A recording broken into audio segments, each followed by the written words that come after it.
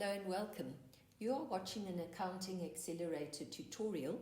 I am Tessie, and the question that we're going to work through together comes from the Department of Basic Education, November 2022, Paper 2, Question 4, the topic, Bank Reconciliations.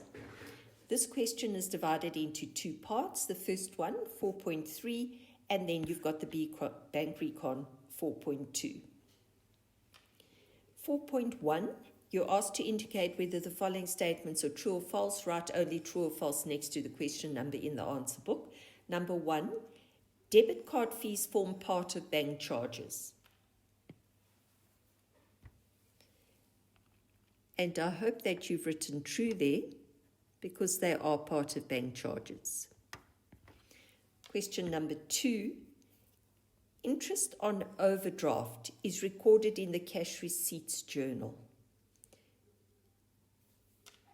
And that obviously is false, because interest on overdraft is a payment, it's an expense.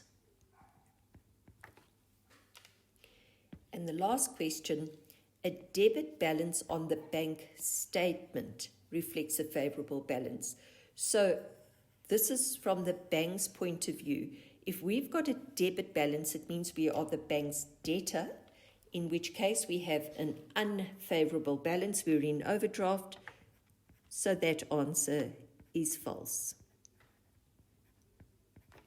Let's get into the main question now, which is the bank reconciliation. The information provided relates to Surprise Stores. The business is owned by Temba Zwane. Temba receives their official bank statement on the 26th day of each month, and he uses this to do the bank recon. EFTs are renumbered according to the date order. Required, use the table provided in the answer book to calculate the final totals of the cash journals on the 31st of July, calculate the correct bank balance in the ledger on the 31st of July, and prepare the bank reconciliation statement on the 31st of July. So those are all the standard questions that we can expect when we are doing a bank reconciliation. Let's look at the answer sheet. They've given us cash receipts journal. They've given us the cash payments journal. Calculate the correct bank balance, and then we've got the bank reconciliation statement. So let's remember that in the cash receipts journal, cash payments journal, this is the information from the business's point of view.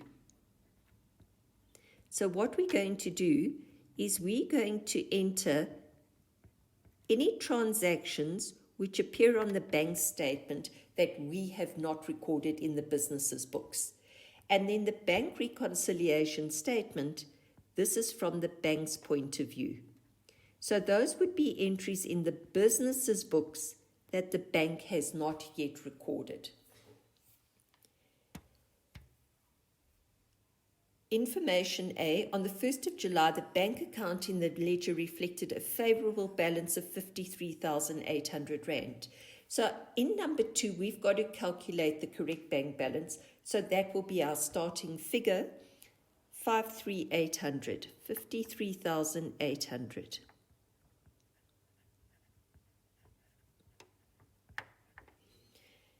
In B, we are told the bank reconciliation statement prepared on the 30th of June showed the following outstanding deposits and EFTs. There's 2 deposits there and there's 2 EFTs. So this is the information that was recorded in the books of the business, but the bank had not yet received it by the end of June. Note, number 1, the deposit on the 15th of June appeared in the July bank statement as 15,500 Rand. On investigation, an investigation revealed that the cashier at the time has resigned. The outstanding amount must be written off. So what has happened here is that in our books, we've recorded it as 19,500, but the bank actually only received 15,500. The business did an investigation, and it appears that the bookkeeper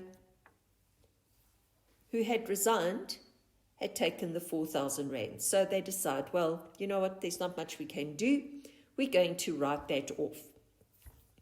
So we had recorded it as a receipt, but it was overstated. So therefore, we need to record that 4,000 in our cash payments journal. Number 2, EFT 297 was correctly reflected as 6,900 Rand on the July bank statement. If we look at 297, we've got it as 9,600. So we've overstated the payment. Let's calculate minus 6,900. Our difference there is 2,700. We overstated the payment, therefore we're going to record it in the receipts as 2,700. Number 3 tells us the other outstanding amounts from the previous month appeared on the July bank statement. So what's they telling us? That appears, and these two appeared as well, but they were incorrect. However, we've sorted those out now in our cash payments and cash receipts journal. So we can now move on to information in C. We are told before receiving the July 2022 bank statement, the cash journals reflected the following provisional totals, and those totals have already been entered for us. The following items on the July bank statement must still be recorded. 1. A debit card payment for 1,400 Rand for petrol for the business vehicle. Temba neglected to submit the transaction document to the bookkeeper. So we've now got to put that in, and it's going to go into our cash payments journal, 1,400 Rand. Number 2, the direct deposit received from debtor D. Zingwani, 5,800 Rand, in settlement of his account of 6,000 Rand. We are doing the bank account. Therefore, ask yourself, well, how much did I receive? You received 5,800 Rand. That is the amount you're going to record in your cash receipts journal. The 200 Rand difference is the settlement discount, and that would be recorded elsewhere. Number 3, a debit order to Palm Insurance for the business insurance, 1,800 Rand. We've got a debit order. So if you're told a debit order or a stop order, both of those are payments. Let's put that into our cash payments journal, 1,800 Rand. A direct deposit of 72,000 Rand from Unitech College. This is an error on the statement as it does not apply to surprise stores. The bank was notified of the error. So the bank has deposited the 72,000 Rand into this bank account, but it's an error on their part and it must be corrected. We do not put bank errors into our books. So where are we going to correct it? Of course, we're going to put that into the bank reconciliation statement. Then we have got total bank charges amount to 825 Rand. That's a payment, 825.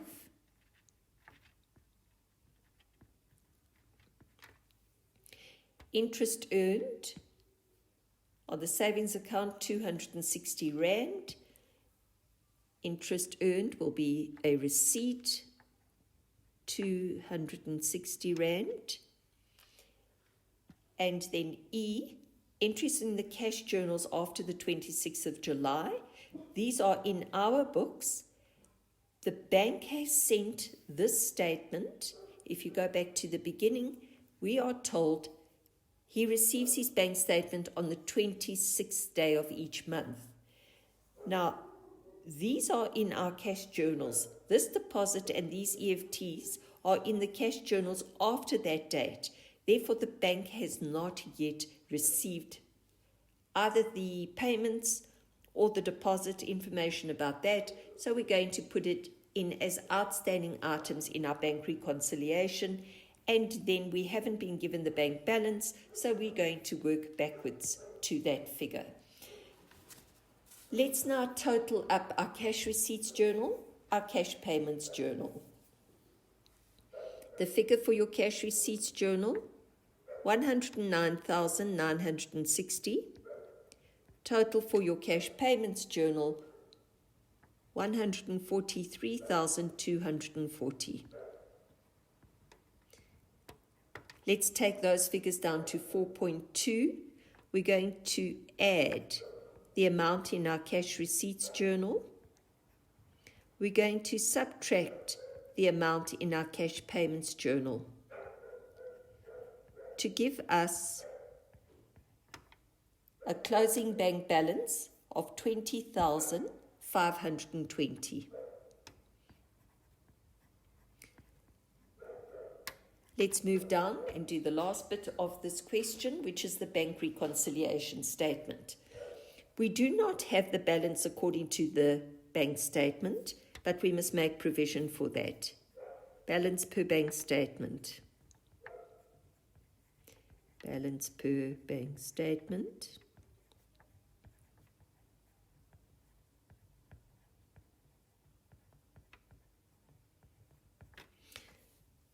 Okay, and then we've got that error by the bank.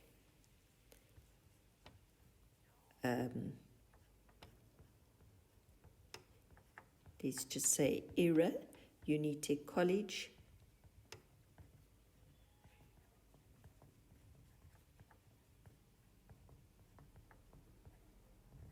And that's going to be debited, 72,000.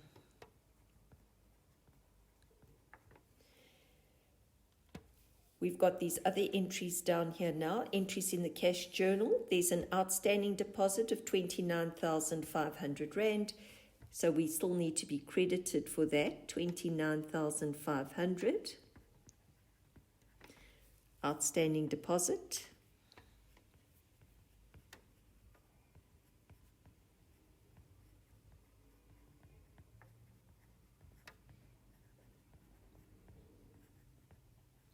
And we've got 2 outstanding EFTs.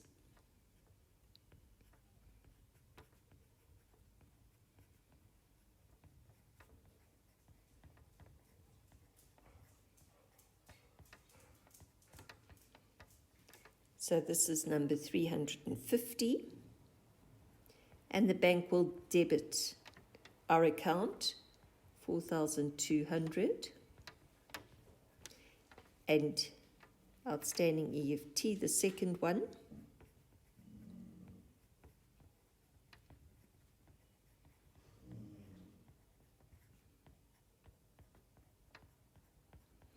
And that's number 351. That amount was 3,800.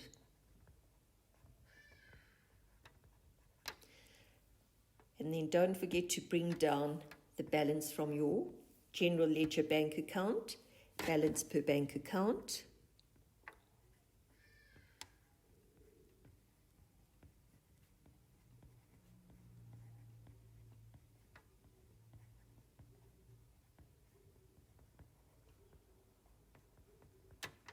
And that was 20,520.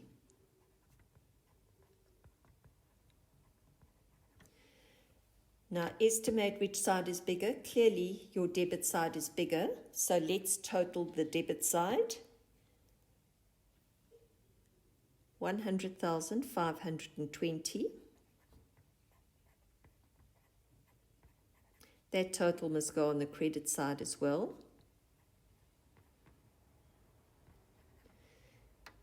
We're now going to subtract the 29,500 to get the balance per our bank statement, 71,120.